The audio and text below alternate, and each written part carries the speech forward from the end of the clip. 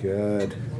Good evening. Good evening. All right. Welcome to the May 6th meeting of the Royal Astronomical Society, Ottawa Centre. I'm Bill Wagstaff. I'll be your Master of Ceremonies this evening. Welcome one and all. We're doing a little bit of tinkering here tonight. More equipment's been added and it's getting even more interesting to run. You'll notice we have a nice presenter's monitor now, so I can look over here to see what's going on instead of looking over there. Good deal. Okay. Other than that, we've got a reasonable full evening for you tonight. I guess we'll flip to the next, please. Okay. Oh, I should be doing that, shouldn't I? Either one. Yeah, that's right. Okay, so this evening's program, we're getting an update from Mike Moghadam on a couple of things. One of them, of course, is the usual material on public outreach. Has been very busy over the last little while. The other, though, as well, he visited the big astronomy show down in New York State.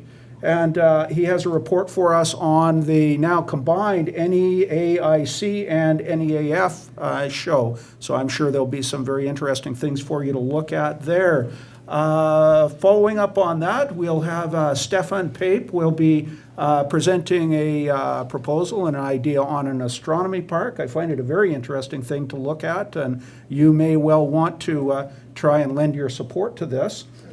Next, we'll have the second installment of Rolf Meyer's Adventures in Arizona. He's going to be telling us a bit more about his visit down to the Arizona Sky Villages and the observing that he did down there. The break, and then afterward, for a little bit of a change up this evening, we've moved Al and the astronomy news to the latter part of the meeting. First time we've done that, I think, but just to change it up a bit. And then we've got a fairly full set of observations for you. So I guess without further ado, we'll call up Mike Moghadam. Please welcome him, and he'll tell you about his trip. Welcome, Mike. The one in the center. Okay, great, thanks. Yep. Well, hi, everyone. Thanks, Bill. Next slide, please. So I, as Bill mentioned, I went recently to, this was my second year that I went to the... You need the mic. Need the mic, Mike. Let me try and get the volume. Okay. Well, this was the second year that I went to Northeast Astronomy Forum, and this was the first year that I went to Northeast Imaging Conference. I enjoyed it a lot last year. I was hoping to talk about it last year. So this year, you'll hear the story. So there was a group. Can you hear me now? Oh yeah. There was a group of us that went and piled into a car, and we drove down to Suffern, New York, where the both of those shows are located. And it's about an 8-hour drive there. And go ahead, Chris. Look here, not there. Oh, sorry. Oh, very good. You got that. Terrific. So we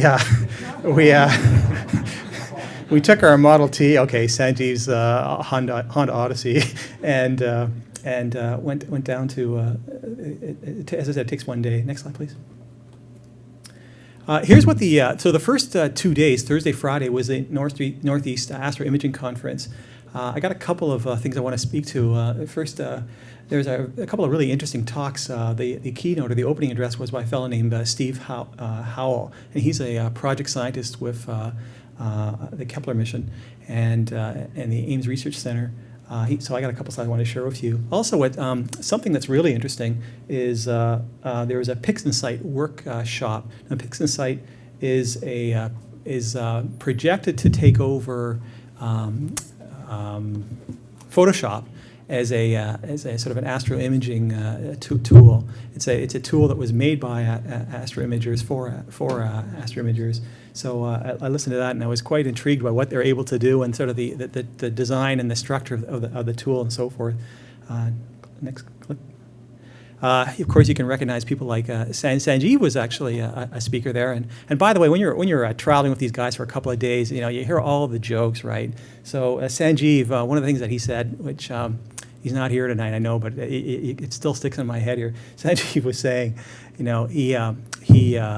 he actually changed his last name. He thought that his last name, he said, was really, instead of it being Siva Ralrasa, it was Sanjeev O. Silva Ralrasa. And he said he dropped the O because his last name was just getting a little too long. So, but anyhow, click next one, please. The second day, really, really interesting talk by a fellow named, and I hope I'm pronouncing this right, Thierry Legault. I'm sure you must have seen his images. They're in the news a lot and on television and so forth. He photographs the ISS, images of the ISS as it transits the sun, transits the moon, and some amazing photos he's taken. Now, I've got a couple of them, including a few videos here that it just leaves you in awe. Click again. Of course, Peter and Deborah were there, and Doug George. They gave a talk as well. I didn't listen to it, but a couple of our members that were down there did, and click as well. One more click, Chris. And one other fellow a local fellow, Guilain Rouchon, is he has something called a backyard EOS. So he's got some software that controls, so like a front end that controls Canon DSLR cameras, which was pretty neat. But anyhow, the point of me saying all this is that the Ottawa presence is really something there. Rick Wagner was there, Sanjeev, Cliff Hollywell was there, and Bob Olson was there, and Sarah Willows, of course, and others as well. I hope I didn't. I'm sure I forgot a few. So next slide. So this fellow Steve Howell is really interesting. As I said, he was a project scientist. He was part. So this was part of the Astro Imaging conference part. Again, the kickoff talk. And he was talking about the Kepler imaging that has been done, and he's, by the way, one of the founders, or really the people that really was pushing for CCDs and use of photometry and so forth, and astro imaging and so on. I think we've talked about this before in this forum, the various CCDs and so forth. And you can see that there's 42 of them. That are in this picture here, or in these little rectangles here. And I actually took a few notes on some of the things he said, which I thought were really interesting. First of all, he said that there's actually no shutter. Okay, it's constantly exposed, and all the biased pictures were taken from Earth. He said that I was going to say aircraft on the. There's actually no moving parts other than the gyroscope, and the gyroscopes need heater to work and in the cold of space. But one of the things that he talked about, which is really interesting here, is he said that heat escaping from the spacecraft creates a slight torque that must be countered. So it's very, very interesting there. The other thing is that Kepler isn't just interested in looking for exoplanets, as I think we all know, but of course, but also variable stars and so forth. He mentioned that the light curves that they look at actually it shows signs of the phases of the planets as well as it rotates behind a star, and he's describing there might be possibly some of that might be as well atmospheric effects. But very interesting fellow. He also talked, by the way, getting back to what I was saying earlier about the cold, he said that CCDs, they become like pieces of Wrigley gum on a cold day. They can become, when it's really cold, and it can snap just as easily. So a very vivid picture he painted there. Next one, please. Okay, so here's this fellow, Thierry Legault. Now, he works with this another Swiss fellow, Thierry's French, and Emmanuel Rich. And the two of them, Thierry is the sort of the imaging optical guy, and this Emmanuel Rich has the tracking hardware that he's designed. Now he's got a series of photos, I guess, that he's taken with, as I said, transits across the moon and the sun and so forth. And you can see the ISS right there. You notice the transit durations are really low, like 0.55 seconds here. We'll come back and talk more about that. Next slide. So yes, if you look here, you can see that once again, just a really quick transit duration. He's imaging this from various locations in France and Germany and Switzerland and so forth. And you can see if you look closely here, that's actually the shuttle Atlantis. You can kind of make out some wings there. This guy's amazing. So here's another one, which is passage of the ISS and Discovery 30 minutes before docking. There is a really neat video of this on the web. If you Google this fellow, Thierry, he's got quite an impressive web page, and it's really worth spending the time to look through this.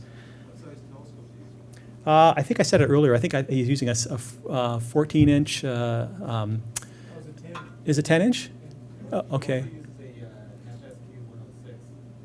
Okay. Yeah. So I mean, half of his challenge, it sounds like, is the tracking, right? But nonetheless, this is an art form, I think. Next slide. So this one here, it deserves a bit of a discussion, a talk here.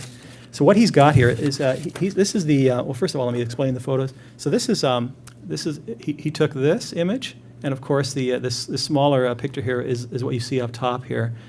This is a NASA video here. So this is it's claimed to be the first ever image taken from the ground of an astronaut in extravehicular activity. It's Steve Bowen attached to the end of the ISS robotic arm, working on fixing a defective ammonia pump. So if you actually look at you can see it better in the NASA video here. Here's this fellow hanging upside down on the can arm, and I suppose you could almost. This is a sort of a magnified image here. You can almost see something looks like a human hanging upside down, or whatever that upside down is in space. But if only this fellow knew that there's actually somebody on Earth taking a picture of him. So this is really something here. Okay, Rick, feel free to jump in if there's anything I'm missing, by the way. Okay, next slide. So, Rick, we were just talking about this, in fact. So one of the things that I was really taken by was this is a fellow, and shame on me for forgetting his name here, because he was really an impressive fellow here. It'll come to me, no doubt, on the way home. But what's that? Charlie Bates. No, it's not Charlie Bates. Charlie Bates is a friend of his who he's recognizing, who passed away. He's recognizing here, but it'll come to me. This fellow had this really interesting vehicle. He's really big in solar outreach there, and you can he drives around this car here, and you can see this. I don't know if you can read it here. This sun specific public outreach truck, and he has quite the setup of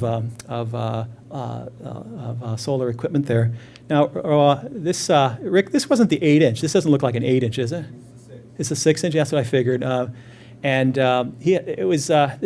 was on I think Thursday when I took this. So the sun was kind of peeking in and out, and actually later on in the afternoon it rained, but it was still some pretty amazing images here. You sure that's not Charlie Bates? It says it right on the side of the truck. No, it's not. That's his friend of his who passed away. He's recognizing him for work that he did. But it's funny. It's a funny story. I told this to all the guys who travel, and they're probably sick of hearing this. But I took this picture and I sent it to my daughter, and who didn't join me, who was at home. I said, I bought this car, and I'm going to bring it home, and we can drive around and pick up your friends. So she was. Dad, no, you're not doing. You didn't do that, really? Seriously? Well, I kept it going for a couple of days, eh? I think when I came home, she was like, gave me this look, and I just had to. She knew right away, right? But anyhow, one of the things I wanted to mention as well is that so this guy is funded by the Air Traffic Controllers Association, and I believe he's at NASA as well. And he had these. I don't know if you can see this. These solar observing glasses that he was giving out. So I approached him and I introduced myself, and I said, I'm very much into outreach. Can I buy some of these from you? And he actually said, no. And I was kind of taken back by that. And I said, well, this is what I'm doing, this is what I do, and so forth, and trying to maybe identify him as somewhat of a common interest. He says, how many do you want? Wrong question to ask me, eh? So I was, as the numbers were climbing higher and higher in my head, he said, well, would you like 300 of them? And he gave me 300. So I was quite taken by that. So this is really something to say. Tomorrow is Astronomy Day here at the museum. We'll talk about that in a few minutes. But I'm going to have these out, and God willing, there'll be sun showing through the clouds at least. Okay, next slide. Does that run on solar power? Pardon me? Does the strap run on solar power? Not quite. Okay, so This is the second part of the show that I went to. This is a NEAF that many of you know. It's a monster exhibit. There's tons of exhibitors.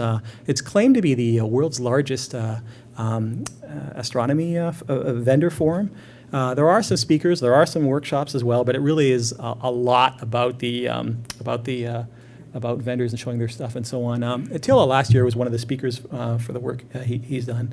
There's also a solar party, I think the last as well that they have, with just a ton of telescopes, although it was kind of, the sun was in and out, peeking through the clouds and so forth. And there are characters like people by the name of Barlow Bob, who run these events and so forth. I think this event is attracting a lot of different groups. And this year, the International Dark Sky Association, they're having their annual meeting as well during NEAF as well. So all this is organized by the Rockland Astronomy Club, and it's their 20th anniversary. I'll just point out a few things here before I move on, and I'll try and pick up the speed here. So. The Teleview typically has they had 20% off their eyepieces, and they had their typical lineups. Although it didn't seem like as bad as it was last year. Astronomy and Sky and Telescope, and they were there. Astrophysics was in the back there. On the right here, they're promoting a astronomy for kids. So they had a play area there. In the front here was Cloudy Nights. They were doing their live. I don't know if it was live. They were taking videos of the show and so forth, walking around and so on, and Explore Scientific, and you name it. I can keep going on and on. Okay, next slide. Okay, so this one I've never actually seen El Capitan here, but this is the monster astrophysics mount that has got this huge 24-inch CDK on it. And I don't know how they got it in there, but you're just looking at the balance, the weights that they've got. I can't imagine just how heavy it is. Astrophysics always had a fair crew around it. Next slide. One of the other things that I don't recall from last year from NEAF was maybe they had it, but I just didn't see it. Is there seems to be some vendors that are offering spectroscopy, either software or hardware to software and hardware, I guess. So here were two of them that so you can do your own analyze your own images of the sun or any other star for that matter. Mike, is that a typo? Is that spectroscopy? Did I? Oh yeah, I did. It's a typo. Thanks. Okay. Okay, next slide. Radical spectroscopy there. So as I mentioned, Cloudy Nights was there. Boy, these guys were getting a lot of photos when I was taking this shot here. And next slide. So of course is Al Nagler on the left there, a bit of a legend in the industry. Now he was, by the way, what was new this year was probably the biggest thing that was new this year is they have this, if I'm pronouncing this right, Delis line of eyepieces,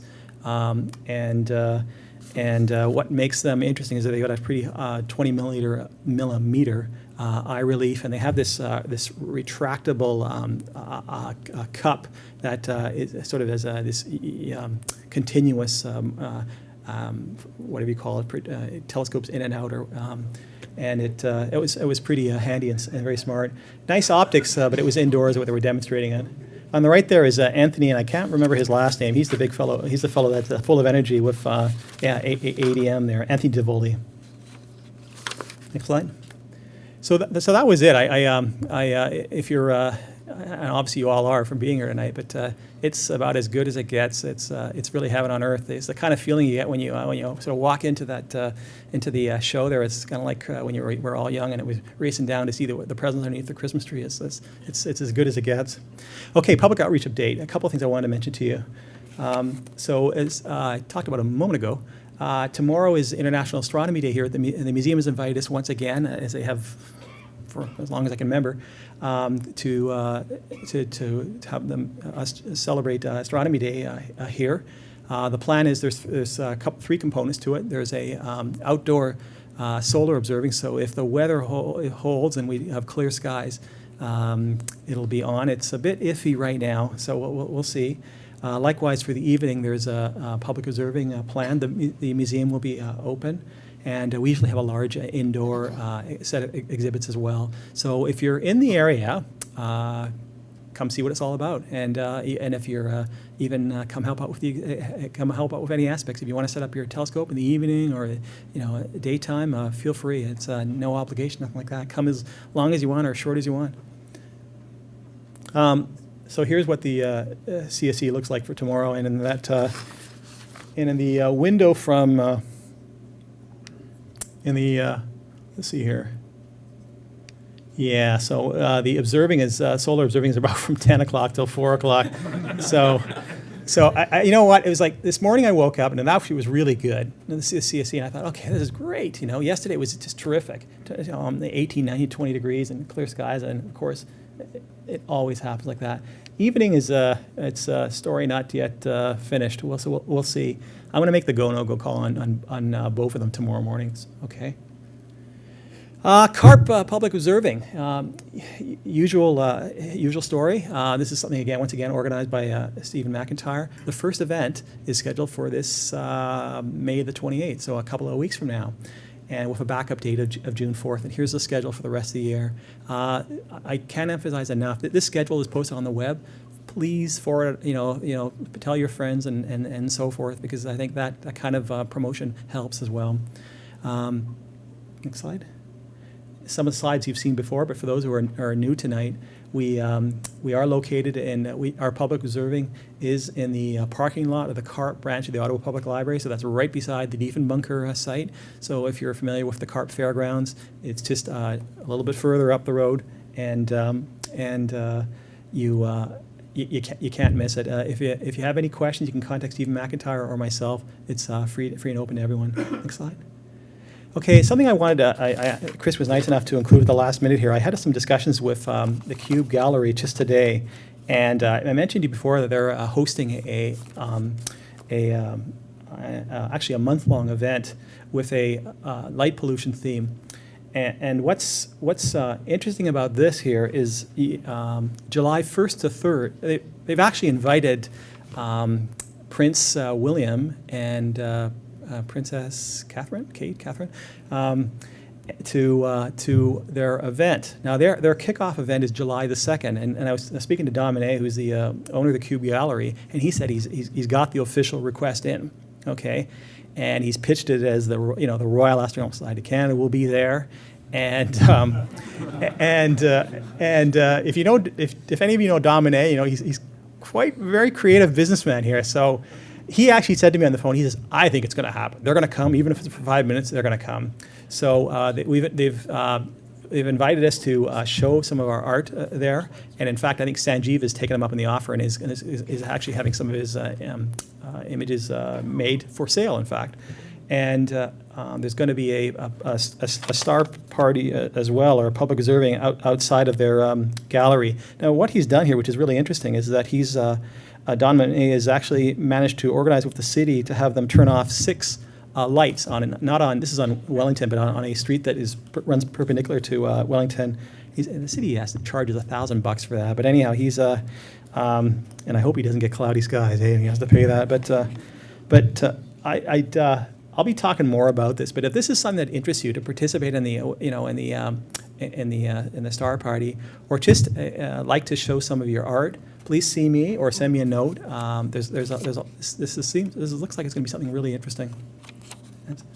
I think that's it, is it? Okay, that's it. Thanks very much.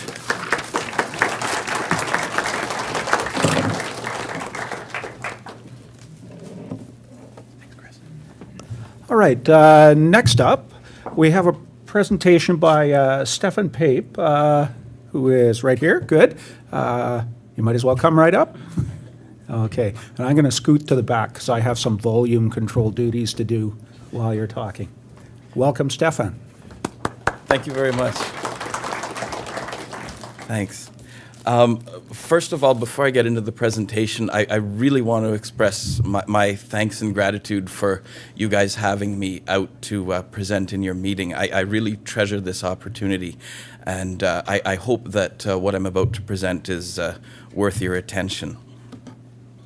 I'm here because My current quest is to try and secure funding for what would be a public astronomy facility in the Pontiac region of Quebec.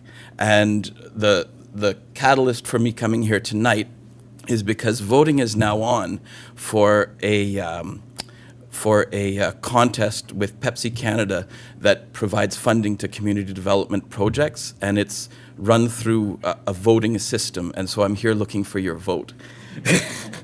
A little bit about myself. I'm a resident of Aylmer, Quebec. I've been an amateur astronomer for about 10 years now, and so you get to really know me well. I figured I'd put my aperture fever profile up on there for you. I started off, my first grown-up scope was a little 3-inch scope, and I had the pleasure of, that was good for me until I saw Saturn at opposition, and then I spoke to the Minister of Finance, my ever-patient wife, and I said, honey, I need a bigger telescope. A little bit later came a 5-inch Newtonian, which I adored, and it helped me pull in the Great Orion Nebula. And then I saw that and I was blown away. And I said, honey, when the time comes, I need a bigger telescope. Well, the time I sat on it for a little while, and I think it was good karma, because after doing a little bit of public outreach astronomy with some friends, I lost my my adjusting knob in the bush for my Newtonian.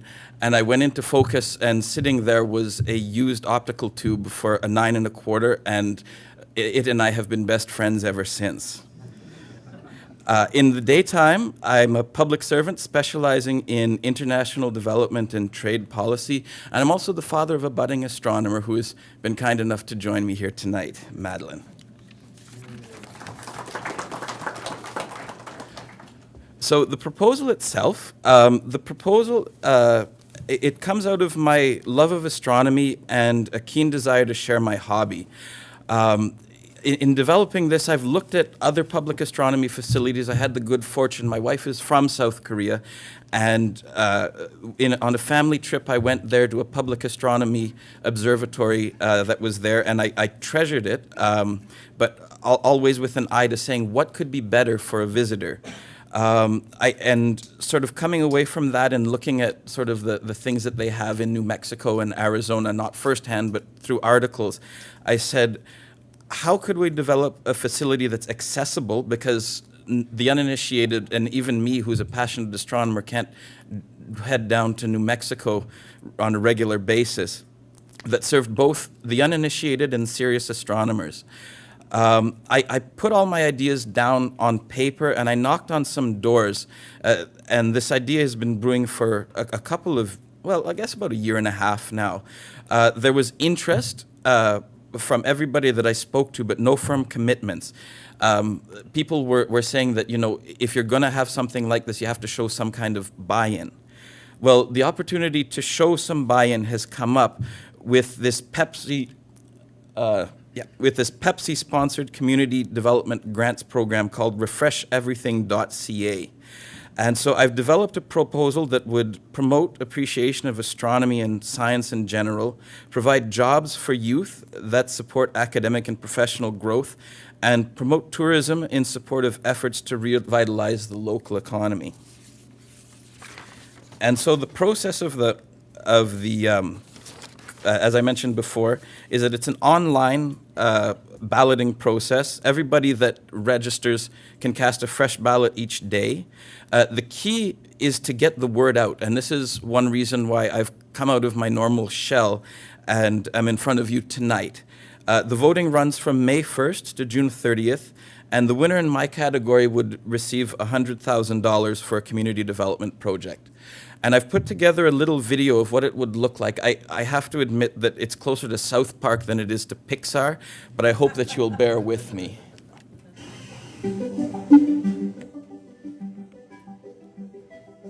Hello. Thanks for taking the time to consider my idea for an astronomy park to help people learn a little bit more about the universe and our place in it. Looking up at the night sky under city lights doesn't give much of an idea of what is really out there to be seen. A handful of bright stars, maybe joined by a shining planet or two, and the familiar glow of the moon. But just getting out of town can do wonders as dozens of new stars begin to come into their own and artificial lights fade into the distance. But what to make of this new sky? The skyscape that inspired our ancestors to craft legends and guided ancient voyages has changed little over the centuries, but so many of us have left it behind. I'd like to build an astronomy park, located a short distance outside of Canada's capital, just far enough to escape the worst of the city lights, but close enough to offer an evening out. What would be offered? The night sky itself is a perfect backdrop to begin, and visitors would be shown how to pick up some basic markers among the stars. A modest pavilion would offer a chance to warm up and house a portable planetarium showing immersive movies that bring the night sky to life and a chance to learn more about these sights. Astronomy might be the discipline that brings art and science closer than any other. An observatory with telescopes geared for sky tours would offer first-hand views of heavenly sights like planets in our own solar neighborhood, faraway nebula housing stellar nurseries, jewel-like stars, galaxies unimaginable in scale and distance, all this and much more.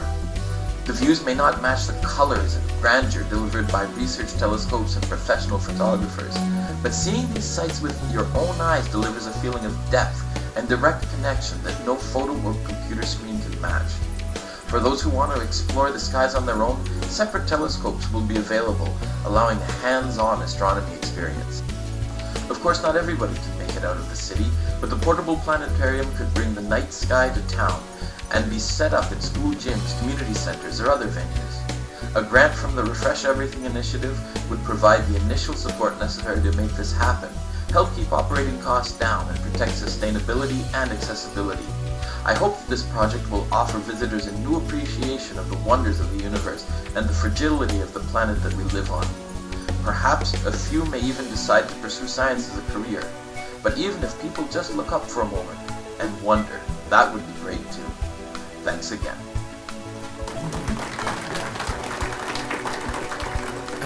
I wish I could say that the sound thing was planned, but now you'll just have to go on the website to at least cast one ballot so you can watch the video itself firsthand. We believe you. So that video, again, I refer again and again to my eternally patient wife. I found out about the contest about a week before the deadline and had a window to put the video together and learn how to use the Adobe animation program of about 36 hours. It was basically 36 hours of getting my head around the illustrator and the animator, and then 2 hours of sleep, and then getting back to the job. So it was quite a thing. So what it lacks in quality, there's more effort in there. I hadn't pulled an all-nighter like that since undergrad, so that was kind of fun. So the story so far, we had a great start on Monday morning, when I told the good folks at CBC Radio what I had planned, they were in touch with me straight away, actually, and had me on Ottawa Morning. And I've even gotten some local press coverage. The Aylmer Bulletin printed a small letter that I wrote telling people about the contest and the importance of voting. There's going to be another story in the Pontiac Journal coming next week, so hopefully we can build a little bit more local engagement on it. I have been canvassing schools basically just through email and have heard back, and one principal has been kind enough to put a little blurb on my project into the newsletter that goes home with parents. So if there's interest from the parents, that would be there could be some support. Now on Sunday when the voting started, I was with a few friends sort of off the mark to vote. I was in the mid-30s, and then by Monday I peaked to 29th rank. And we've got about 300 people liking and following the progress of the project. But now sort of that initial burst of energy is waning a bit, because I guess people aren't sort of voting each day with the discipline that some other groups are putting into their efforts. and that's understandable. This is the fourth round or the fifth round of voting, and some of these groups have been at it since the very beginning, learning how to rally their troops and such to get the votes in. But the key, and I haven't given up, the key is spreading the word like I am tonight, and hoping that you can help me, and maybe even if this is something important that you believe in, maybe telling some of your friends in networks that you've built up from star parties or other events and outreach that you've done. So, in conclusion, this initiative comes from both a deep love of my hobby and for my community. I would be grateful for your advice. I am hoping for your support, and hopefully for support from people that you know that would be just as interested in this and promoting this as I am. And I would welcome your questions. Thank you very much.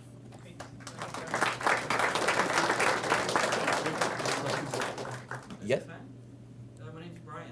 Good presentation, and I heard you on the radio the other day. That went over well also.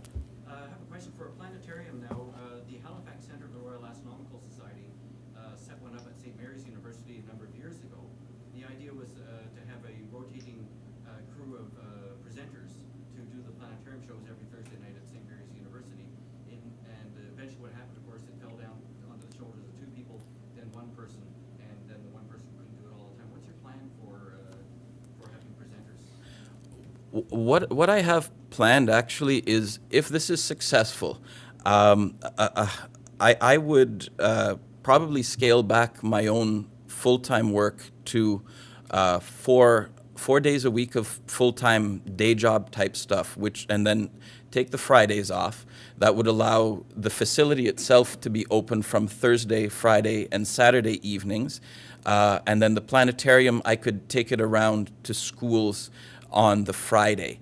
And I recognize that there's another service that Discover Astronomy, and I was careful before going forward with this to make sure that my niche for the planetarium would be more complementing than competing, because the last thing I want to do is sort of displace somebody who is as much into this as I am.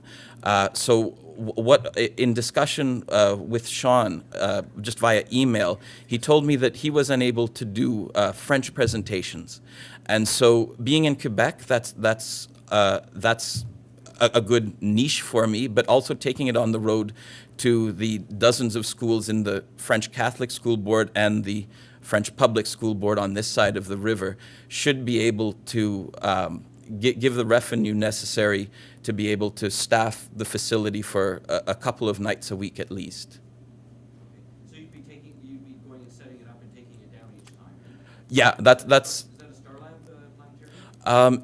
It's the one that I had looked at is the I can't remember the name straight off, but I think it's the iPlanetarium, and so they have that Newtonian projector mirror, which cuts down on the cost. The whole unit for a 6 meter with 3 support rings with the projector and a selection of some movies is would take about half of what I have budgeted. There's a budget on the proposal site, so it's about 35,000, 36,000 for that setup. I could get the building for another 30,000, Quonsat hut type of setup, and then 15,000 for the bank of telescopes that would supplement the planetarium activities, and 15,000 for the bank of telescopes that would be sort of free for people to use, rentals.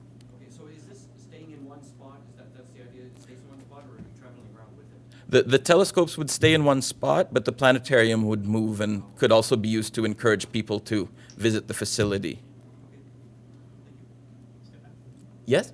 Yeah, everyone, I wanted to say something really quickly here. Stefan approached me about 9 months ago about this idea here, and I've never seen someone so focused, so determined to make this happen here. And I think, I have the confidence that what he's presenting tonight will actually come to fruition one day. Stefan here is one of these people that's making our region a better place to live in, and it certainly supports our, or develops public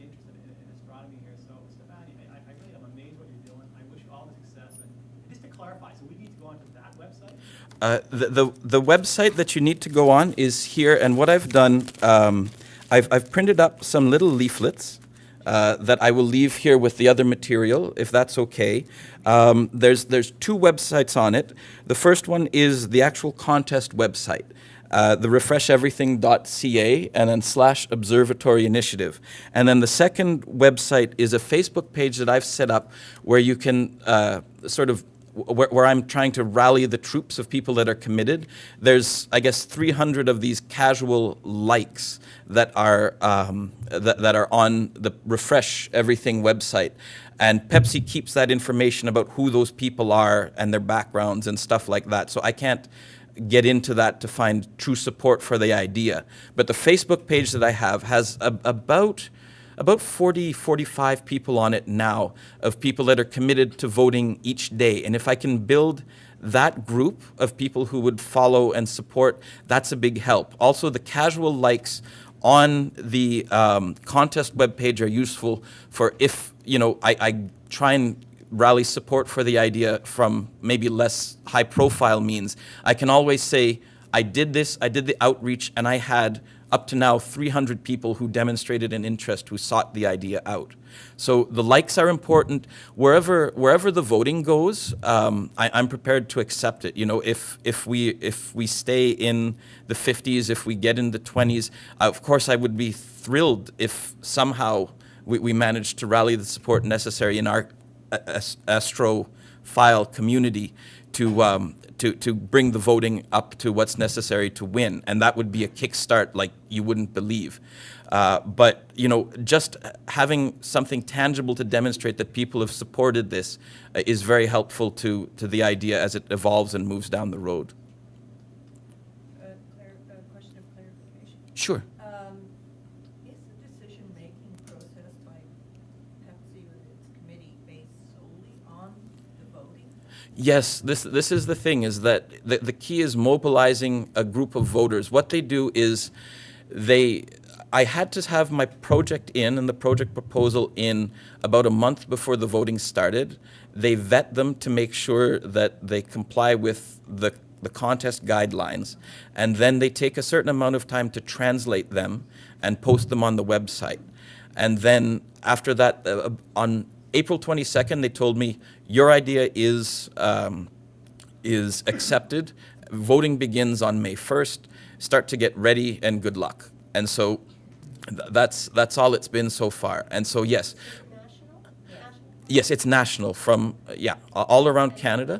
How many are you competing against? In my category, there's about 80, and so I was thrilled when sort of like we had that first bit out of the gates and we were in the top 30. I was like, wow, this is amazing. But sort of the commitment of the people that I managed to rally, I guess, without sort of seeing advancing is maybe slipping a little bit. And so if I could get a bit of momentum, I'm sure that, good things could happen. But yes, it's voting every day, and everybody can log in. Just we're amateur astronomers. We spend a lot of time online, whether it's Cloudy Nights or whether it's looking at OpCorp or Focus Scientific's webpage or at the Clear Sky Clock. Just if you could take 2 minutes of that time and just say, just as you're checking Clear Sky Clock, cast your vote for the day. That would be awesome. It would really give a kick of momentum to this. Because this is only the first week of voting. We still have about 7-8 weeks left. Is that it? Mike, can I make a suggestion? Put a link to our RASC website, please? You bet I will. And an Okay. email to the Rasc membership with the link. Yeah. And what I'm thinking about even doing it Canada-wide as well. Yeah. What do you think? the more you could help would be amazing. I've found that the CBC were very helpful. So they were a good start. My local papers were good. But I think that sort of somebody coming out of nowhere asking the good folks at Sky News magazine, can you help me on this? I haven't heard anything back. So if you have any contacts, that would be great. I have learned a little bit in communication from my brief time on the campaign trail, and I've developed an email that sort of gets to the point and gets the necessary web links out there so that people can focus. In my earlier communications, I wasn't very good at sort of, I meandered a bit. And so I wasn't very good at highlighting up front the necessity of voting each day. And so people would get back to me, yay, I've voted, that's great. And so I'm like, could you please try and make sure that you vote again? I had to do that. So I have developed an email, and if it's okay, maybe I could forward that to you this evening, and you could distribute that. That's good for communicating to a wider circle. Anything you guys could do to help me, I would so appreciate it. My goal with this is very much to complement all of the efforts that, you know, the 3 amateur astronomy groups do, that the people in this city that make their living off of astronomy, the things that they do. I really I've spent a lot of time thinking about this project in terms of the needs of my community, what would make a positive astronomy experience for outreach, and this is what I've come up with. So please, anything you could do would be so appreciated. Okay. Thank you, Stefan. Thank you.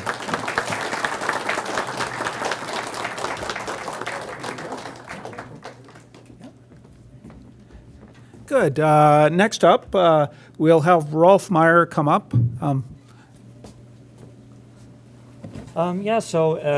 In February, as we mentioned before, we were in Arizona, observing largely from Arizona Sky Village, although we traveled around a bit as well.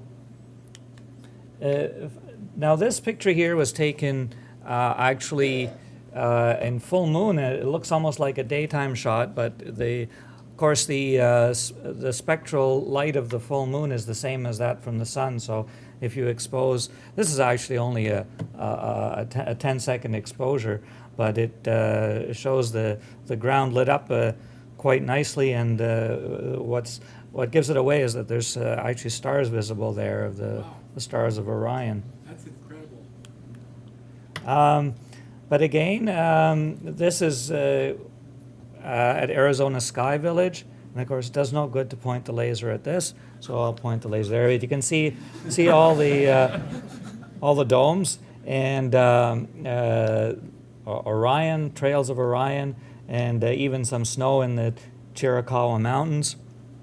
And you notice that the trails, this is the celestial equator, and you notice that the trails here curve one way, and the trails here curve the other way.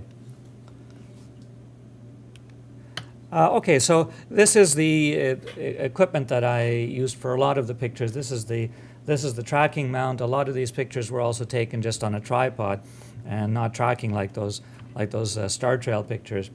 And I used an EQ5 mount, which is a fairly cheap mount with some DC motors, a Canon 40D DSLR, and I had a variety of lenses that ranged in focal length from 17 millimeters to 135 millimeters.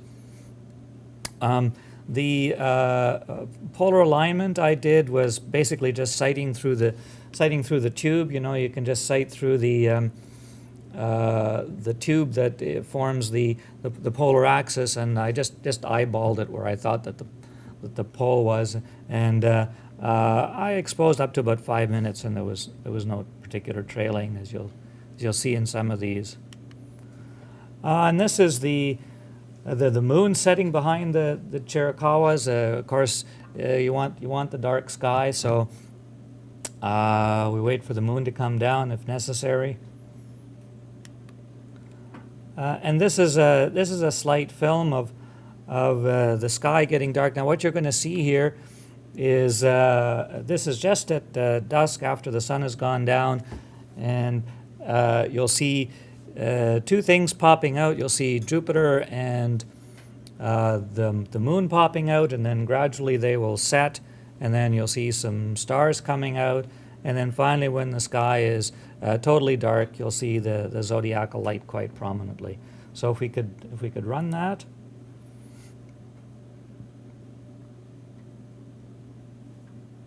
So there's the moon and Jupiter is all you can see now. And they're getting lower.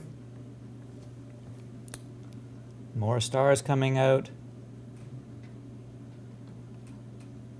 And then finally it's quite dark, and the zodiacal light is all that remains, and that's Jupiter.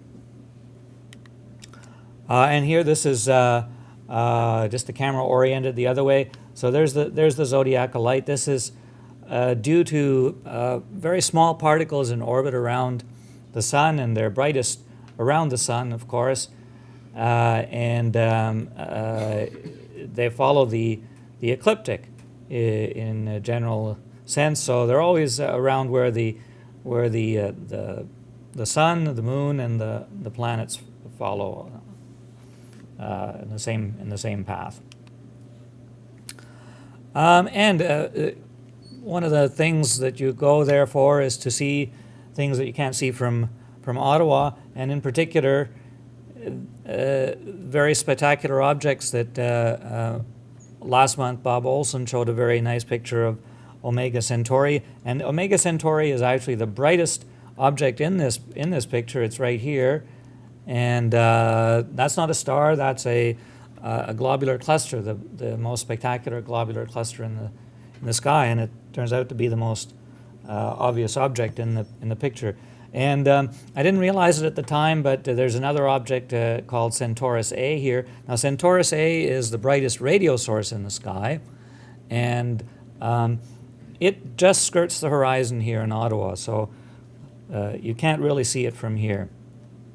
But I did put telephoto lens on to get some closer images of it. So it's not anywhere near as spectacular as Bob's picture, which was taken through a telescope. But remember, this is just with a telephoto lens, and this is just a huge globular cluster to see. So even a telephoto lens is okay. And I just coincidentally, again, I didn't notice. So it's just out of the field. That picture was cropped, and this is a crop just from the top, and that's Centaurus A, that radio source, and that's the galaxy that you see in pictures sometimes. It's got this very dark line through the middle, and it's kind of globular, and it's very distorted. Okay, so this here, can anybody determine what this is outlining? I think, is Glenn here tonight? The Gegenschein. Yes, it's the Gegenschein, that's right. So who said that? Rick. Yes, Rick, okay. So keep an eye on this. So this is Leo, and this is the Beehive cluster, and this is roughly following the ecliptic. Now, you saw the zodiacal light before. This is the Gegenschein, which means counterglow. It's exactly opposite the sun, and this is where all those particles are actually at the full phase. And if you look carefully, you'll be able to see that the glow actually follows the ecliptic entirely. Now, of course, you're distracted by these yellow lines, so we'll make them go away. And so now maybe you can see it a little more clearly. And of course, I offset it a little bit so that you'd be sure to realize that it was not due to vignetting of the lens or anything like that. And it's hopefully still obvious to folks there. I'll make the lines come back, and now that you know what to look for, we'll make them go away again. Is that visible at all to people? Good. Okay, and now here, this is the winter Milky Way. Usually you think of the summer Milky Way as being quite spectacular, but the winter Milky Way is pretty good too. And this is the star Canopus, the second. This is Sirius, the brightest star in the sky, and this is Canopus, the second brightest star in the sky, which we can't again see from Ottawa, but is fairly prominent at that latitude. And here, up here are M46 and M47, and we'll see those next, I think, in a telephoto shot. Yes, there they are. Now the thing about M46 these are two open clusters. The thing about M46 is that there's this well-known planetary nebula in it, NGC 2438. And again, it's this is just with a telephoto lens, so we'll crop that a bit, and yeah, it's kind of fuzzy, but it's really blown up quite a bit. But you can see it looks very nice and blue-green, not at all like a star. Now this, of course, is quite easily visible in Ottawa as well. Another view of the Milky Way, all the way from Canopus to Orion. And this is the Rosette Nebula, and Sirius again, and this is showing Barnard's Loop, and a lot of even red nebulosity in this part of the Milky Way. A little closer in on Orion, and a lot of the red nebulosity. With better, these are all single images. Okay, so I didn't stack anything, but typically what one might do is take many pictures like this and stack them and get even more spectacular results of all the red nebulosity in this part of Orion. And this is a little closer with a telephoto lens. This is the Horsehead Nebula and the Flame Nebula and the Great Nebula in Orion, M42. And again, finally, just a cropped picture of the same thing. And finally, this is the star trails from Orion, or from Arizona, and probably can't tell, but the Polaris is a bit lower there than it is from here. Okay, so that's it. That's oh, by the way, this house here is for sale if you want it. Nobody's ever lived in it, but they built it on spec, I guess, and you can buy it if you want. What's the asking price? I believe it's down to $499. It's quite a spectacular house. It's about 3,000 square feet, a 3-car garage, and has a roll-off roof observatory. So there you go.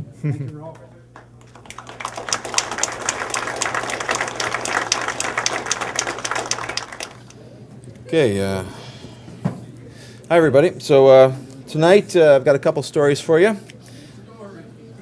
Let's start off. This is an interesting one. There've been a rash of planet discoveries lately with all of the neat instrumentation that's out there. This is about a star system called 55 Cancri, which is a star in Cancer.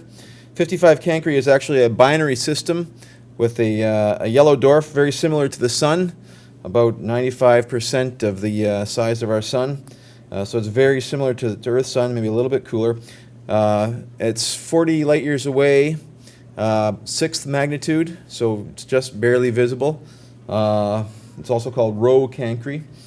And its companion is a red dwarf, about 13th magnitude, so you can only see that with the telescope. The two stars orbit each other with about a 1,000 astronomical unit separation. An astronomical unit is the distance between the Earth and the Sun, so it's relatively far away and dim. So the planets that have been discovered in the system have been discovered by looking at the star itself and measuring from on Earth, looking at the spectra of the star and measuring how the spectral lines shift back and forth from the gravity of the planets as they go around the star. So we can't see these planets directly because they're too dim with respect to the star's brightness, but we can see how the spectral lines in the star itself shift from the gravity of the planets using telescopes on Earth. And doing this, they've discovered that there are at least 5 planets orbiting this star, each with different periods. That's Doppler shift? That's right. That's a Doppler shift of the parent star. So the planet that we're talking about is the 5th one from this, the 5th one that was discovered, called 55 Cancri E, and it was discovered in 2004. Now, the first 4 planets that were discovered are very large gas giants. and it's just a selection effect because it's easier to see the Doppler shift induced by really heavy planets because they have more gravity to pull the star. So these are huge Jupiter-like planets that orbit the star. But this last one, E, was not quite so big, and there's been a suspicion that it's not a gas giant, but rather a rocky planet. It's also in very close to the star. Last year, 2 astronomers found that the orbital period of the planet might be shorter than was originally assumed from the Doppler shifts. They had aliased the period. It's actually going around about 3 times faster than what they had originally thought from analyzing the lines. And what that means is that the planet is in really close to the star, and there's a good chance that it's actually passing in front of the star, and we should be able to detect the slight dimming of the star's light every time the planet goes in front of it. And so what they did, the astronomers asked Jamie Matthews of University of British Columbia to train the Canadian Space Telescope MOST on this star and measure the brightness curve of it to see if it's being occulted by this planet. And sure enough, it was. And so they were able to measure that the host star's brightness decreased by 1/50th of 1% when the planet moved in front of it. And from that, they can then deduce, because they know exactly what a sun-like star of this brightness is in terms of its diameter and brightness, they can tell that the planet is about 21,000 kilometers in diameter, which is only about 60% more than Earth's. But the mass of the planet, because we know its orbital period, which is 17.4 hours, we know that the mass of the planet is 8 times that of Earth. So it's actually twice as dense as Earth, nearly as dense as pure lead, in fact. Its year is 17.4 hours? Yeah, you can tell the seasons by your watch. So the planet is actually orbiting a star. It's in very close. It's a few percent of an astronomical unit. It's about 2% of an astronomical unit is the orbital semi-major axis. And so the planet is actually moving around the star at 230 kilometers a second. Something like that. It's actually only out there, maybe 3 solar radii is the orbit. So it's really relatively close. The surface temperature could be as high as 2,700 degrees Celsius, and it's likely tidally locked to the star, so one side is probably pointing at the star all the time, and the other side is really cold. Yet with such strong gravity, the planet might hold an atmosphere, and because of the fact that it's very close next to a visibly bright star, we actually could be able to do spectroscopy on the atmosphere of this planet to see what's in it. So there's a lot of interesting possible science coming up with this one. It's a really neat discovery. My next story, amateur photos for astronomy. This is an interesting one. This is actually a paper that was published on April 1st as kind of a lighthearted use of the internet for astronomy. A new study uses photos culled from an online image search to reconstruct the orbit of Comet Holmes, which is the comet that exploded spectacularly just recently, or a year ago or so. It was called, the website they're using is called astrometry.net, and what they do is you can submit an image of stars to it, and it will tell you where in the sky those stars are by looking at its catalog and finding all the stars in the image. So what they did was the goal of the site is to help organize and annotate and make searchable all the world's astronomical information. It's kind of lofty. The search returned 2,241 unique images on the web, of which 1,299 actually turned out to be usable photos of the comet. The others included diagrams, charts, or illustrations of the comet's orbit, as well as the moon, a Greek statue, and 2 pictures of cats.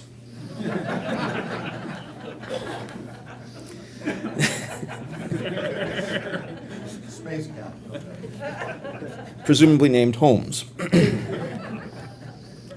So the researchers used astrometry.net to determine all of these 1,299 images' positions on the sky, and then they laid the images carefully on top of each other to create a montage of the comet moving across the sky, and compared it to the NASA published orbit, which you can see there. So they've rediscovered a comet's orbit without any conscious effort from the photographers taking the data, which is a really, really cool thing to do.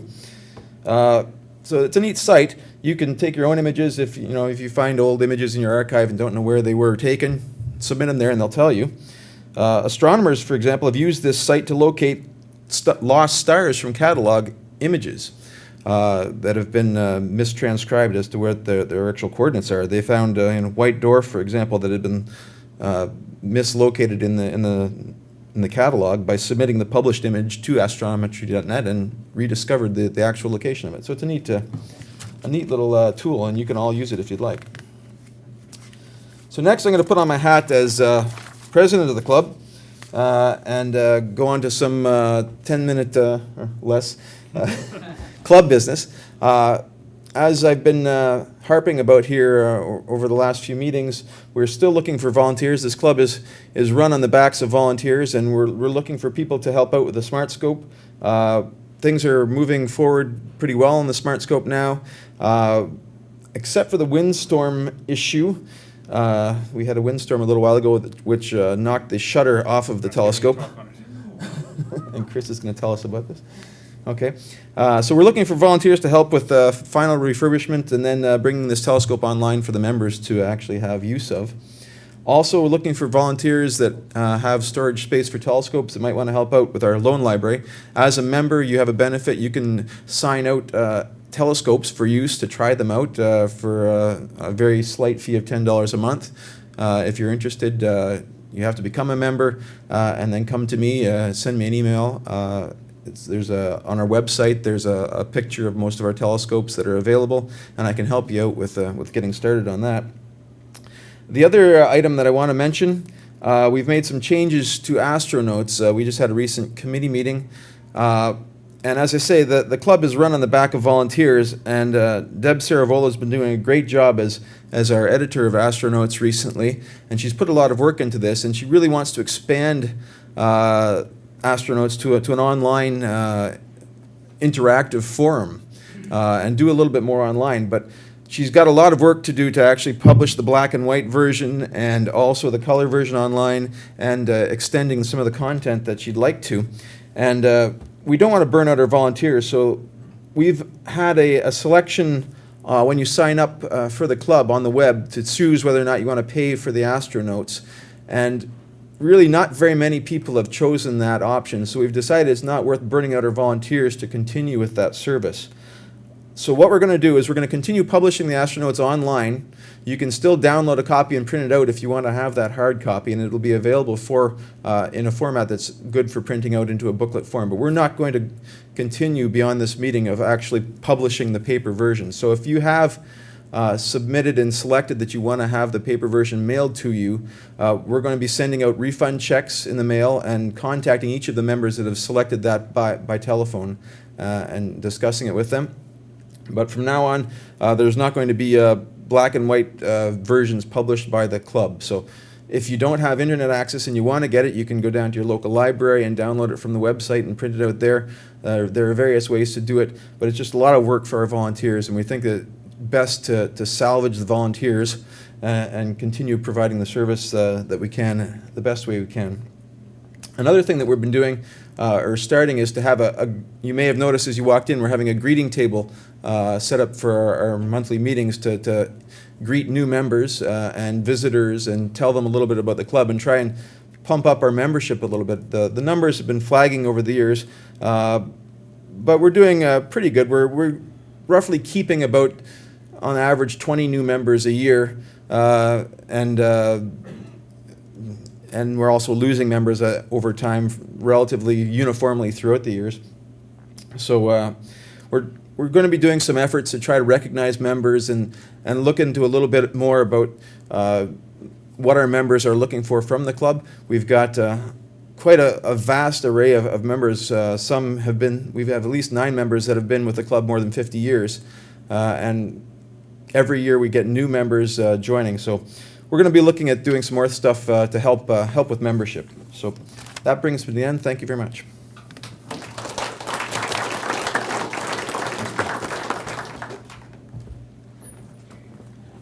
Thank you, Al. So we've reached the part of the meeting where we take a look at various images, videos, sketches, interpretive dance, whatever our members want to do for us, but of observations typically over the previous month, but they could also be dug out of the archives if someone wants to bring that up as well. Anyway, our presenters for tonight in order will be Paul Commission, Rolf Meyer, Hugo Lama, Brian McCullough, Tony Peterson, and Chris Tarrant to take up the rear. We'll start off right away. I'm going to save Paul the need to run up here, and I'm going to run down there with a mic. So welcome, Paul. I don't know if you need a mic, do you? Doesn't need a mic. I'm not No, sure. I don't need a mic. This is April 21, known as the Medusa Nebula. It's a planetary that's located in Gemini. It's magnitude 11.7, but it's one of those low surface bright objects that you have to, the exposure here is 20 minutes with a 14-inch telescope, so it's quite deep that way. The size is about 11.7 minutes, but the magnitude of the central star is 15.9. So this is not an object that you can easily see. You have to, in order to have a good picture, you have to have a long exposure. I'm trying to do what I have started a couple of months ago, show you objects that are sort of off the path, not these ordinary, common, ordinary, everyday ones. These are things that often people don't see. So this is the Medusa. It's a kind of a, as you see, it's a kind of a crescent-shaped thing. Next, please. Okay, this is AGC 2151. That means Able Galaxy Cluster.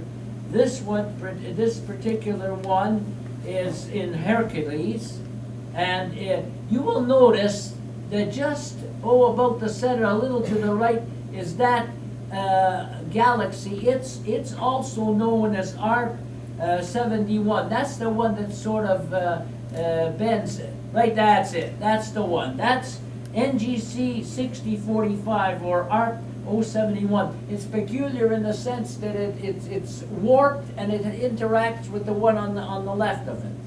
Now this particular cluster of galaxies is 500 million light years away. It's about the third or fourth. The closest is Virgo. The next one is Coma, and this is about the third or fourth most distant from where we are in the galaxy, in the universe. This exposure was 10 minutes, and this one you can see some of the brighter galaxies. They're the 10th brightest one is 13.8. So you will have to have at least a 6-inch telescope at least. Next, please. This is Omega Observatory's IC 1369. This is an open cluster that's in Cygnus. It's fairly dim. It's 8.8 magnitude. The size is 4 minutes, and the star is 11.4. The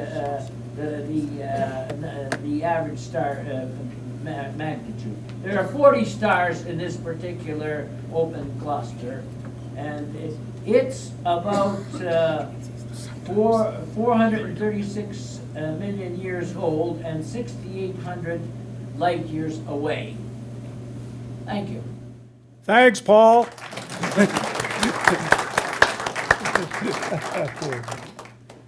Next up, Rolf Meyer, please. The instrument of office. Quite a few clear nights in April, and I followed the moon for quite a few of those nights. So what you're going to see is a series of pictures of the moon as the phases advance. Things to watch for is that the moon is getting slightly larger as the month goes on. As you recall, the month before, the full moon was the largest that it was for the year, and similarly for the next month, it's also going to be larger around full moon time. So you'll see that it gets larger. These were all taken with the same focal length, so you can see that the size is increasing because the scale is the same. And also there's a little bit of a change in the libration a little bit, so it may appear to tilt a little bit, but there's nothing we can do about that. So we start out with when it was in Earthshine, and we'll just go slowly through these. This, of course, is a longer exposure. It's about 4 seconds. And we got to reduce the exposure to capture the details on the cratered portion.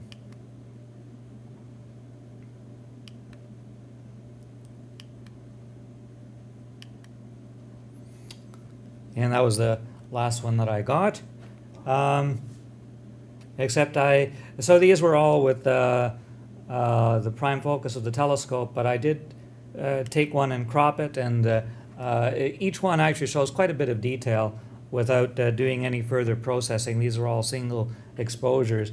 And this one shows my favorite part of the moon with the crater Plato and the Alpine Valley and a whole bunch of individual mountain peaks. This is a very neat part of the moon in the northern part of the moon, just near the limb. Okay, that's it. Good. So next up. Oh, yes, Hugo Lama. Who's going to speak to this? Hugo. Am I? Oh, there we go. Good. Welcome, Hugo. I didn't think Chris would put me on. Does anybody, I don't know if anybody recognizes that particular crater. Well, it's labeled on the top. Ah, okay, that kind of gives it away. But I don't think too many people are familiar with that. I sent that off to Brian to see what he could come up with. And I feel I'm a little bit out of my league with people with 24-inch telescopes. When I talk about 24 inches, I mean focal length. Anyway, anybody have a guess as to what this is? Okay, I won't keep you in suspense. Last week, at lunchtime, I thought I'd have some soup. So I got out a can of Habitant pea soup, and I dumped it in a pot. And I thought, my God, there's a crater. End of story.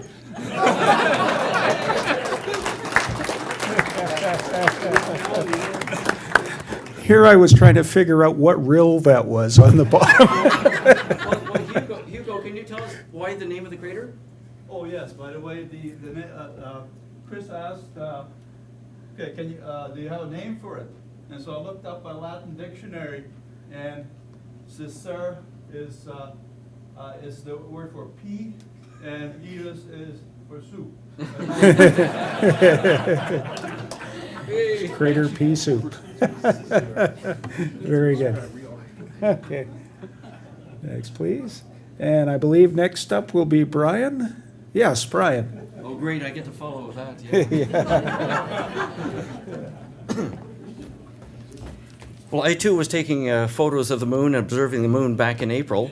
And it's not quite as clear an image as Rolf was showing there, but there were a number of things that caught my interest, and particularly toward the southeastern portion of the moon here. But just to locate a few things, we've got the craters Hercules and Atlas up at the top, the Taurus Mountains where Apollo 17 landed. That was the last of the Apollo missions.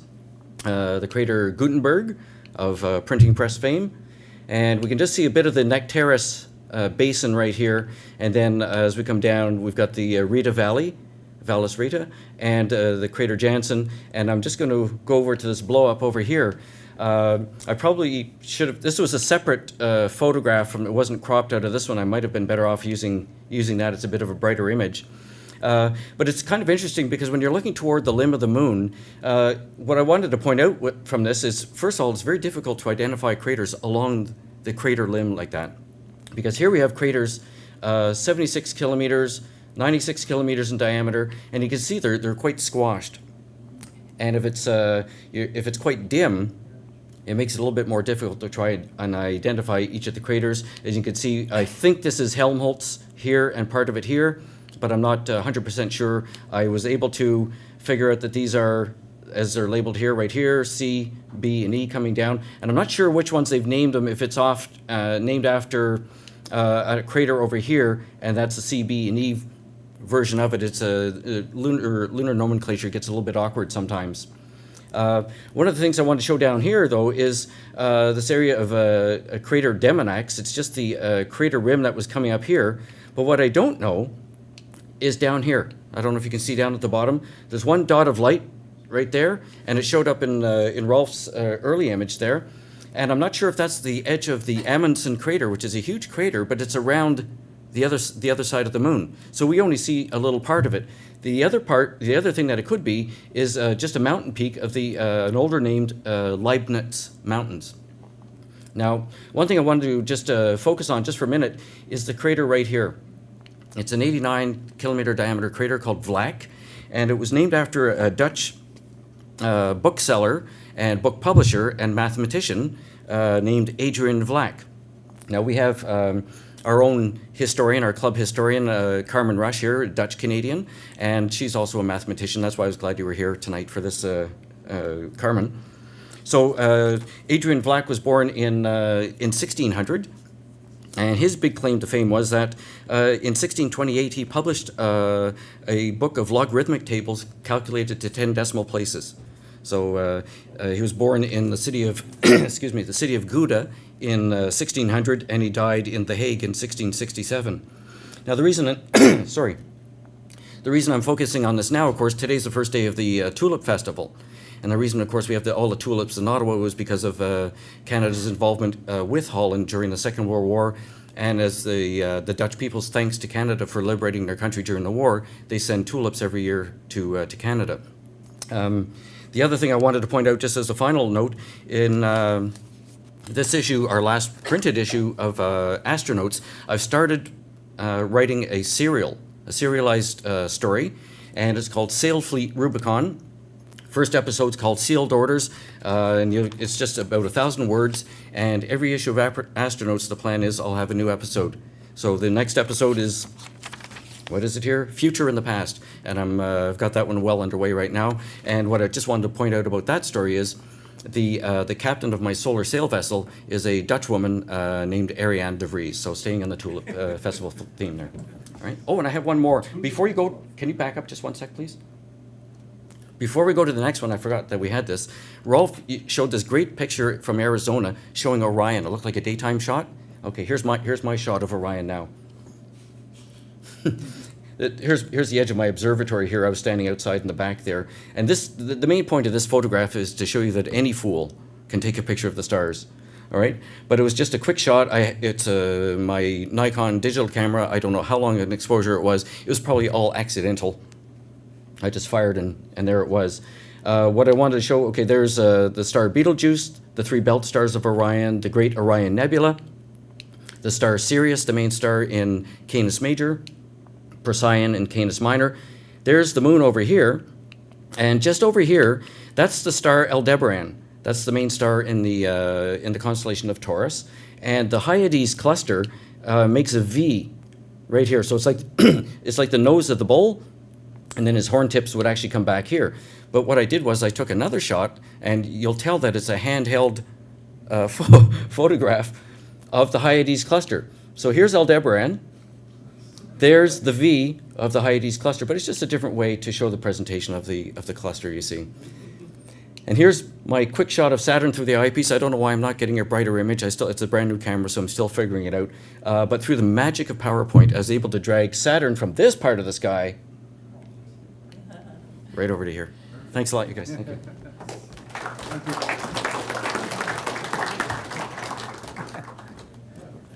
Thank you, Brian. Next up, Tony Peterson. Okay, so you won't be surprised that I'm here to tell you what fun I've been having with some new toys. First is an 11-inch Edge HD. Actually, this is not new. I got this in November, but I've had precious little opportunity to use it until recently. And just a couple of months ago, Teleview 85 refractor, and I have a couple of the telescopes that are bigger than this, but I think this will end up being my favorite telescope, and maybe you'll see why after showing you a few shots tonight, both of which are jealously guarded by Frisky the attack cat. Okay, so I know that the supermoon in March is old news now, but it took me a month to get around to processing my images of it, so this is my first chance to show it to you. It was a night of excellent seeing, and of course, with the moon being 14% larger than it is at apogee, it seemed like a good opportunity to take out the 11-inch and try to get a high resolution mosaic of it. So I took it to a dark parking lot that's north of the airport. Slapped on my Canon XSI. I took 150 images, as you see there. Now this is, what you're going to see is not a stacked image. This is compiled by hand solely from single images. Every piece of the moon that you see is the best part of a single image that I was able to find. The resolution, I can see the smallest thing I can recognize in the photograph is about 3 kilometers across, corresponding to a resolution that you see there. The theoretical resolution of the telescope is about 0.5 arc seconds. So maybe somebody who knows the moon better than I can tell me if this is unusual. I did notice that the north pole of the moon is actually visible on this. The southern part of the moon is rotated away more, and so it's just barely visible. You can see that bright line at the top there. It's the back of the crater Peary. The north pole is peeking right out of the back rim of that. Now, of course, in a photograph like this, you don't get the wonderful detail that you do with oblique lighting. If you see anything at all, it's because it has a different reflectance. It's just reflecting more sunlight. So it's a very good picture of mostly of the ray systems. And I was pretty ignorant of the moon, but I did pick out one thing here that this pair, you can barely see it at this resolution, but I'll blow it up momentarily, of asymmetric ejecta coming out of a small crater, which is Messier A. That's blowing up right there. And better pictures of this have been taken, particularly by the Apollo program. Wait, that's pointing out right there again. Okay. This is one of the ascent module of Apollo 16, and of course you can see the twin ejecta coming out right there. So if you want to see this photograph, let me say, obviously you can't appreciate the resolution here. It's up on my website, and you can go and find it there.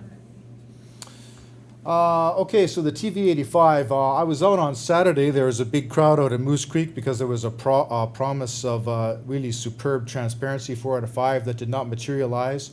At about 11 o'clock, the sky completely crapped out. But I stuck it out, and I obtained 8 images with the TV-85 and my Orion camera.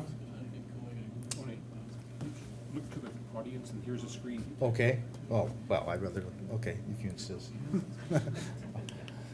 Okay, so this is not a particularly great image because the sky was bad. It's got not much dynamic contrast. I just wanted to throw this up there to make all you imagers jealous if you don't have a TV-85. Notice this is an uncropped image, and the stars are perfectly round into every single corner. No distortion whatsoever.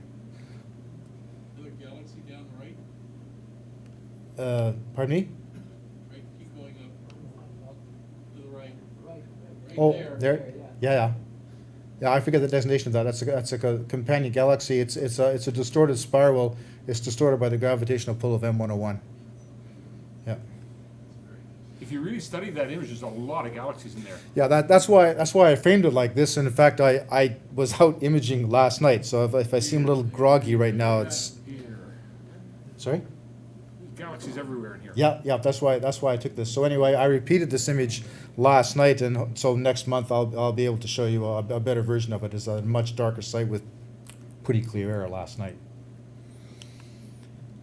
And okay, oops, back that up. Okay, all right. So let's see. Oh yes, late in March, galaxies in Virgo, including the Markarian chain. This is at a site south of Foymount. And I'm hitting the button too many times here. Okay. Just give you a moment to gaze at that. Obviously, it's a very common scene. Again, a lot of galaxies in this as well.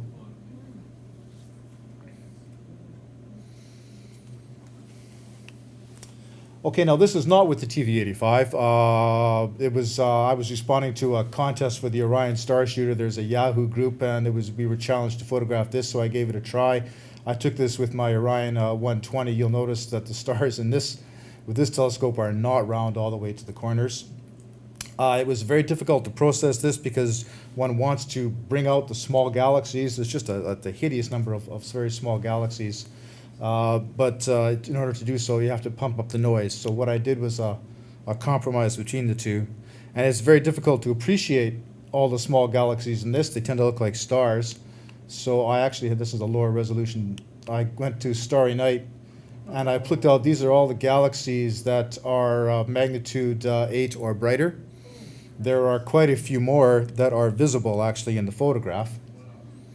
And you notice there's a bug in the Starry Night catalog. 3 stars are circled inexplicably. I don't know why.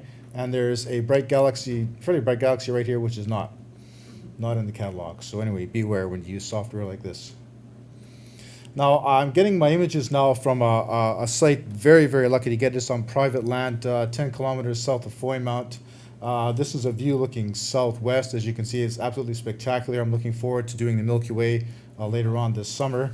The fellow that owns this land is keen to have a small star party out here once in a while, so I hope to be able to organize that. But it has the following advantages. Of course, the altitude's pretty high. It's 100 meters less than Foymount, but still pretty good. I have the telescope set here on actual bedrock, which is just fantastic. I love that. Nice stable surface to put a heavy telescope on. And it's just south of the blue-gray light pollution zone, looking southwest across the gray. So, the deer in the morning. yeah, and you can smell the skunks, yeah. And hear the frogs. This valley down here is just full of frogs. It's scary. That's it.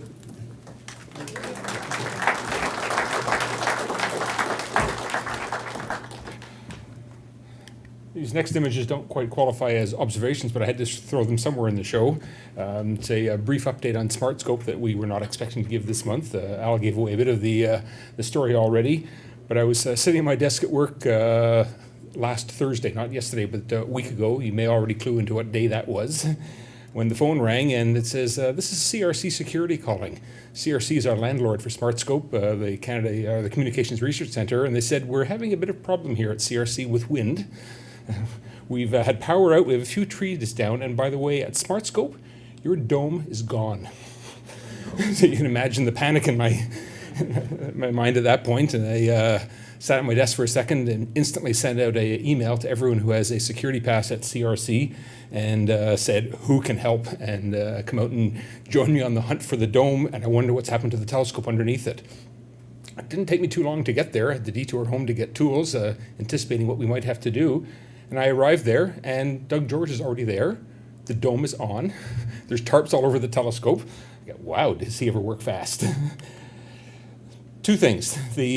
First of all, the guards who discovered this, they do rounds every few hours and check on our facility 24/7, immediately saw the problem and got tarps and protected the telescope, and absolutely nothing happened to the telescope. But they didn't quite understand the difference between a dome and a shutter. So in fact, there are 3 shutters on this dome, 1 fixed and 2 movable, and one of the movable shutters had slowly worked free in the wind, and it didn't just blow off in one shot. It worked its way off with damage, and finally did blow down to the ground, even though the fact that it was actually mechanically fastened in a way that it could not be opened. So this is Mike James, who also showed up a few minutes later, and me trying to put a tarp in high winds, standing up on the roof to at least secure everything else inside underneath the dome. And SmartScope, as we left that afternoon, the shutter, while it was damaged, could have been put back up to prevent any more water damage inside. There was imminent rain coming, but we didn't dare put it back on. That would have meant standing up on the roof, holding a piece of fiberglass that's 3 feet wide, 8 feet long. We just had images of us going for a short flight. So, we came back on Sunday, and just to diverge for a bit, you've heard Al for a few months seeking new volunteers for SmartScope. We did have 1 new volunteer, and you see him in the photo here, Jim Maxwell, who we've already got security clearance for. He came out, and together we have fiberglassed up all the cracks in the shutter, and sanded it. It's almost like new, and it's back up in place, and we're no worse for wear. Just a good story afterwards. In the meantime, Stephen Nurse is here in the audience, and he just showed me tonight a photograph on his iPhone of the new shutter mechanism, the opening closing mechanism, which he has completed now and is ready to install maybe as early as next week. So we have real progress anticipated in the next short while. And Jim, who you see here, is our new volunteer, has taken on the new task of upgrading the wiring inside the telescope room to increase our reliability. We've had some flaky connections that he's going to work on. So we're making good progress. And that's it.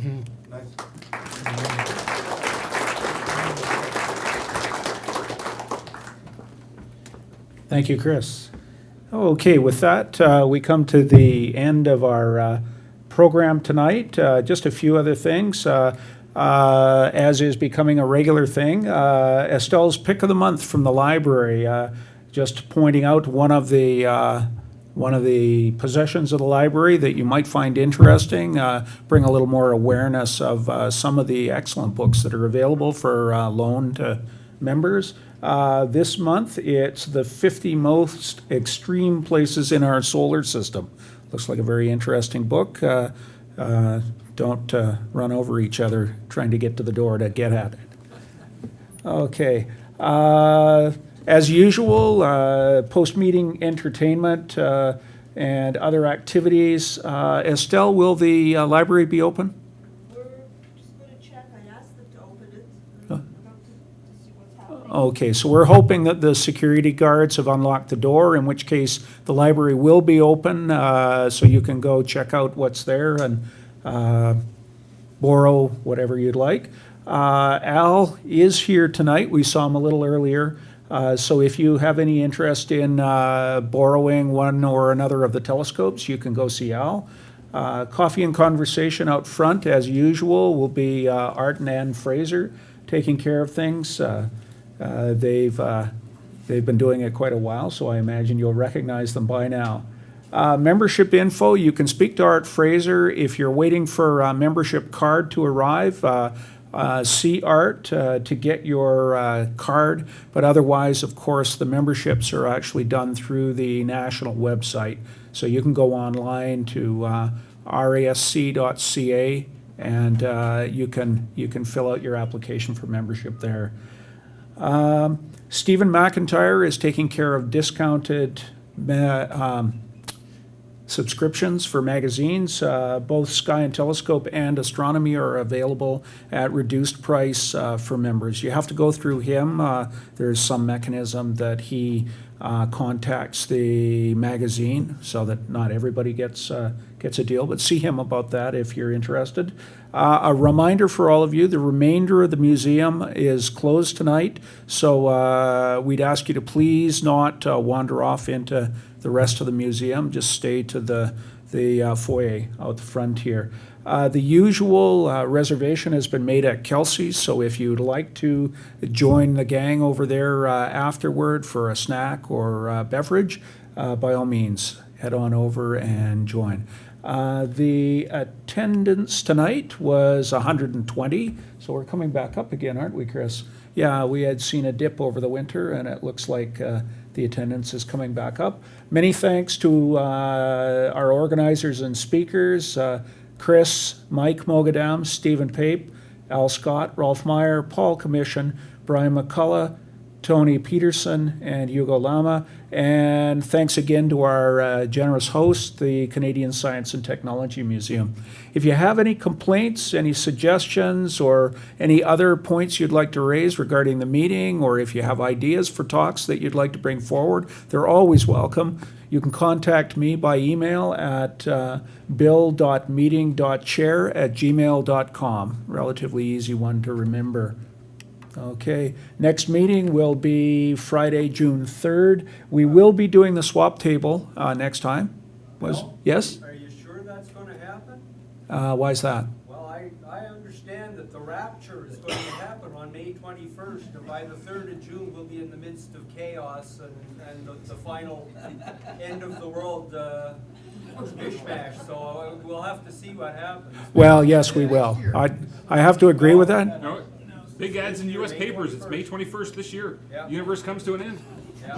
Wow. Those of us who believe will have already gone to heaven. The rest of us will be experiencing chaos. Fair enough. Really committed people will be here in the chaos. Yeah, the meeting will still be on in that case. I'll pencil it in. That's right. Yeah. So be there or be square, or be damned, or whatever. Yeah. All right.